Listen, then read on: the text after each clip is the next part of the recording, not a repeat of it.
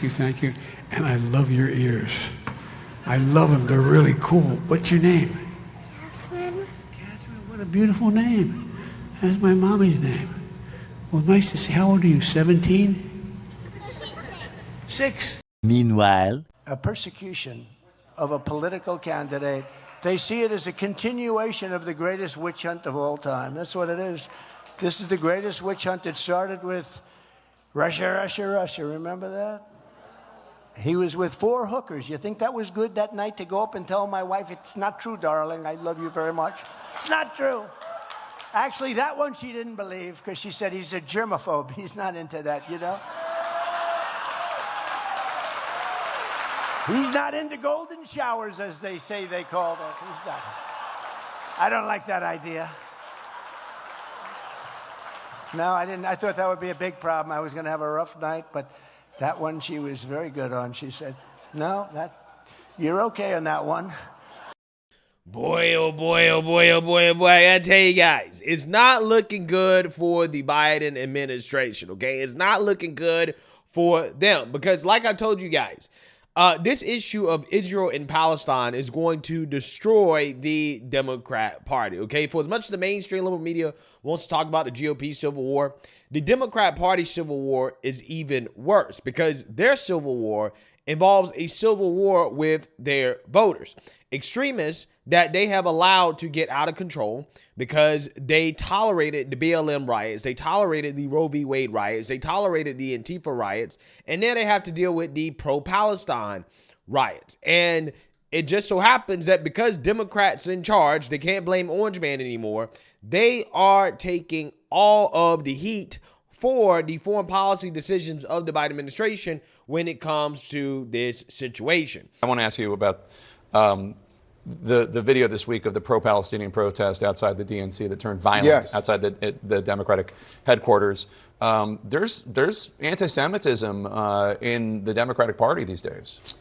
Well, I mean, there's anti-Semitism everywhere these days, as we were discussing with Elon Musk. And I mean, we're talking about a problem that goes back thousands of years, obviously.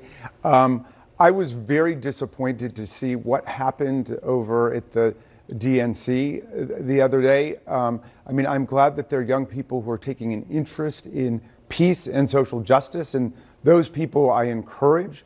But for those who are somehow tempted to engage in pushing and shoving, like Kevin McCarthy in Congress, but doing it outside, I'm totally opposed to that. They should study the history of nonviolent movements in America, like the women's movement, the civil rights movement, the LGBTQ movement, the environmental movement, that have been the great civilizing movements of our time and of American history that have transformed things, and that does work better than violence. There has been young Democrat after young Democrat that have came out and declared that they are not voting for Joe Biden because of this issue. In fact, this issue seems to be the one issue that can swing the Gen Z vote in favor of Trump. And that is even showing up in the polls, the most liberal of polls, as NBC was shocked at their own polls, finding that for the first time, Trump is leading over Biden in their polls. Now, we know that there's been a number of polls that are showing Trump leading over Biden, right? But again, this is probably the most liberal poll, right, in which we've seen Trump now leading over Biden. And what really is shocking to the left-wing liberal media is that young voters who overwhelmingly voted for Joe Biden in 2020 are rejecting Biden this time around, and they're going for Trump. This poll right here from the liberal NBC network really does shine a bright light on the dark situation that the Biden administration is facing. And I think it's reasonable to say that we all could use a bright light to keep us out of a dark situation, which is why the sponsor of this video is Lightbug by Prepper's Peak. A nationwide blackout could strike sooner than anyone realizes, given the nature of the increasing frequency of extreme weather events, natural disasters, a growing risk of war, cyber attacks, terror attacks, and more. Learning how to survive off the power grid has become as vital as it's ever been before. This is why myself and tens of thousands of others choose Lightbug. The Lightbug is an ultra bright, portable floodlight designed for life-threatening emergencies. Its compact size allows you to take it anywhere. Its solar panel charging ensures that it works in almost any environment, and its power bank allows you to keep all your devices charged even in the worst conditions. The Lightbug is highly effective for emergencies, car repairs, fishing trips, camping, night markets, and more. Countless 5-star reviews back up the notion that Lightbug is absolutely critical for surviving an extended power outage or blackout. Simply place your order now to get 25% off, along with many other free bonuses like access to Prepper Speak exclusive newsletter, free express shipping, and last but not least, a 100% lifetime replacement guarantee. Act now before they sell out by going to lightbug.com and using the promo code Black Friday. That's lightbug.com and use promo code Black Friday for 25% off. Act in our politics. We have a brand new NBC News poll out this morning, which shows the toll it is taking on the president. I'm joined now by national political correspondent Steve Kornacki to take us through the numbers. Steve, some real stunning highlights here in this poll. Yeah, absolutely, and I think you're right to set it up that way. What's happening in the Middle East, it really does seem to be connecting with what's happening domestically in our politics. Let's start with the bottom line here. President Biden, what is his job approval rating? We measure it now at 40%, with 57% disapproving. The significance, that is the lowest President Biden has ever measured in our poll in terms of job approval. And just look at the sea change from the start of this year. Remember, early this year, Democrats coming off a strong 2022 midterm. He was almost even. Now he's 17 points underwater on this question. Significant dip there, Steve. It is, and you can actually, if you take a look here by party, I think it's significant for two reasons. One, independents, obviously, more than 2-to-1 disapprove. You don't want to be there as an incumbent president, but I think equally significant, no surprise, 7% of Republicans approve of Joe Biden's job performance, but 3 times as many Democrats, 21%, that's more than 1 in 5, say they disapprove. You need much more unified support in your own party if you're going to have a successful re-election campaign. And we mentioned the drop in that approval rating and the connection to the Middle East, and here it is. On foreign policy, 33% approve of Joe Biden's job performance. Just in September, we asked the same question, and it was 41-53. These numbers surprised our own pollsters, Steve, with one saying he cannot remember a time when a foreign entanglement that didn't involve U.S. troops had the capacity to transform the electorate. And that's not the case in this poll. No, and go even a step further on this one. I think this jumps out at you, too. Overall, this is the handling of the Israel-Hamas war. And again, it kind of measures overall up with Biden's foreign policy approval. But look at this. Among the oldest group of voters, 65 plus, there's a majority who approve of how Biden is handling this. That's plus 12. Look at the youngest group of voters. 20 approve, 70% disapprove. He is 50 points underwater with the youngest group of voters. That is a 62-point net swing between youngest and oldest on this topic of Israel and Hamas. And it's a critical group of voters that he needs in order to win re-election, that's for sure. Here it is. Wow.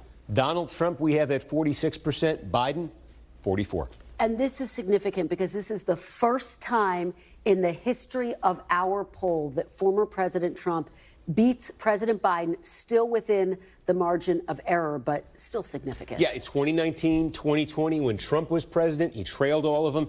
This year, he's trailed all of them in our poll. First time in more than a dozen polls we've seen a result like this. Some of the other ingredients that go into that, Biden has long had an advantage over Trump on likability. Look, at the start of this year, 39% said they had a positive view of Biden, barely 30% of Trump. We've seen consistently a gap like this. Now, the gap is gone. 36 positive on both, and actually Biden 1 point more negative than Trump. That's been a significant advantage for Biden. Our poll says that advantage, at least for now, may be gone. And we talked about younger voters on foreign policy, and it's true on a host of other topics. Disaffected with Joe Biden. We have 46% for Trump, 42% for Biden among the youngest voters. The youngest voters in the 2020 election were Biden plus 26. This could be a massive sea change. yeah, it's definitely a sea change, right? It really is. Because you could argue that without these Gen Z voters who, historically vote overwhelmingly liberal, overwhelmingly Democrat because they're the dumbest voters, right? If they don't vote for Biden, it's over for him, right? It really is, okay? He is finito. He's done. He's finished, right? This is something that even liberal comedian Bill Maher, who is a Democrat voter, he's a vote blue no matter who type of guy, even he has come out and basically said that Biden is done. He finished. Prominent Democrats like David Axelrod calling for Biden to, quote, get out or get going. Did he say that? Get out or get going? I believe in a tweet or two and some stuff. Look, people who think that Joe Biden is perhaps too old, they are right. Perhaps. Don't spill the water. Something might come out of it. It's not that, everyone ages differently. I agree. I've said, so Betty White lived to be 99. No. Mick Jagger is still twisting his ass. Mr. Right. Cheese. No, I've been the one making that case year after year here against ageism. I always said it's a case-by-case basis. It's a case-by-case. But for that argument to have teeth, you also have to be the person who can go, yeah, but this is the case. And I've said it before. Do I think Joe Biden can do the job? Absolutely. Yes. I don't think he can win the job. And that's what I care about. He's going to lose because the people think he's too old. And perception is reality. Yeah, perception is reality. And the perception inside of the White House is that Biden is going to lose as well, too. As apparently everybody is wetting the bed inside of Biden world, according to this headline based off a Washington Post story that gives us an inside look at the panic going on inside of Democrat circles over Joe Biden in 2024. The fact that he's probably going to lose, right, to Trump. So let's read here. The Washington Post published an in-depth feature Sunday detailing the panic many top Democrats are feeling behind the scenes about President Joe Biden's 2024 prospects. In the piece authored by Ashley Parker, Tyler Pager, and Michael Scherer, Biden's allies are portrayed as having to repeatedly defend the president in private, confronted with many Democrat leaders. Quote, the unease is evident across the party, the authors wrote. Administration officials, elected officials, major donors, including those who have already given hundreds of thousands of dollars to Biden and his team, top strategists and campaign officials closely allied or working with the re-election effort. And while the report says the White House is trying to downplay the behind-the-scenes hand-wringing as unjustified agita, an unnamed fundraiser painted a very different picture. Quote, the bad news is that everybody's wetting the bed inside of Biden world, the fundraiser said. Quote, it's really an unhappy confluence of Biden world donors, cocktail party friends saying, quote, can't you get him not to run, which is stupid and absurd if you know Joe Biden. The piece also touches on concern from top Democrats about Biden's messaging. Some Democrat critics believe the Biden campaign needs to do much more polling to figure out how to communicate about the economy, a topic in which many Americans disapprove of the president's job performance. Quote, the absence of polling explains stuff like Bidenomics, an unnamed national Democrat consultant told the Post, referring to the slogan Biden uses to tout his economic policies. Quote, it's just malpractice. Well, hey, you have advisors and consultants get paid millions and millions and millions of dollars to tell these people how to lose. It's pretty fascinating stuff.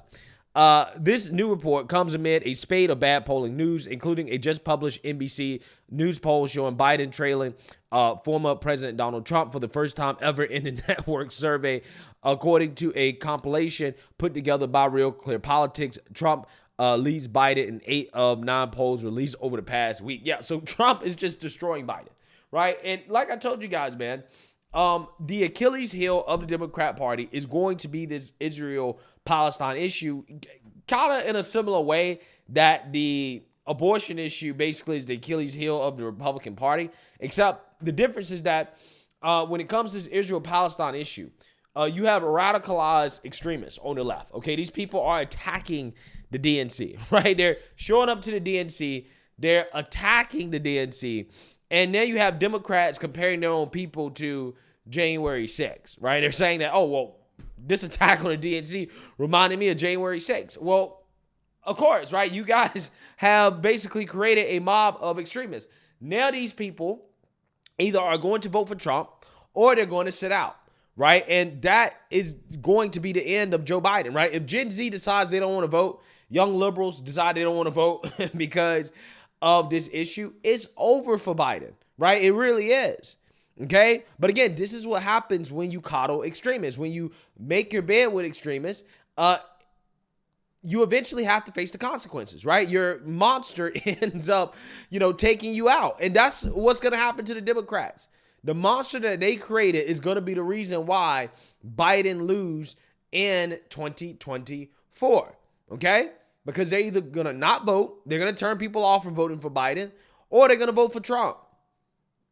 So what you're saying is a big time shift here in regards to Gen Z, okay, and their support for the Biden administration, which spells disaster, absolute disaster for Democrats.